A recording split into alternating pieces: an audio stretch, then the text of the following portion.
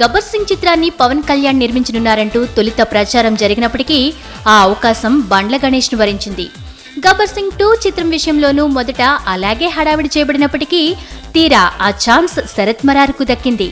త్రివిక్రమ్తో కోబలి చిత్రం Pawan Kalyan creative works నిర్మించనుందంటూ ఆ మధ్య వార్తలొచ్చాయి. అయితే ఈ చిత్రాన్ని కూడా పవన్ సొంత నిర్మాణ సంస్థ నిర్మించే అవకాశాలు లేనప్పటికీ కొత్త హీరోలు, కొత్త దర్శకులను పరిచయం చేస్తూ వరుసగా చిత్రాలు నిర్మించేందుకు పవన్ కళ్యాణ్ ప్లాన్ చేసుకుంటున్నారని తెలుస్తోంది. ఇందుకోసం బడా కార్పొరేట్ కంపెనీ స్థాయిలో తన నిర్మాణ సంస్థ కార్యాలయాన్ని అత్యంత ఆధునికంగా ఏర్పాటు చేసేందుకు గాను పవన్ కళ్యాణ్ తన అనుచరులకు ఆదేశాలు జారీ చేశారని సమాచారం.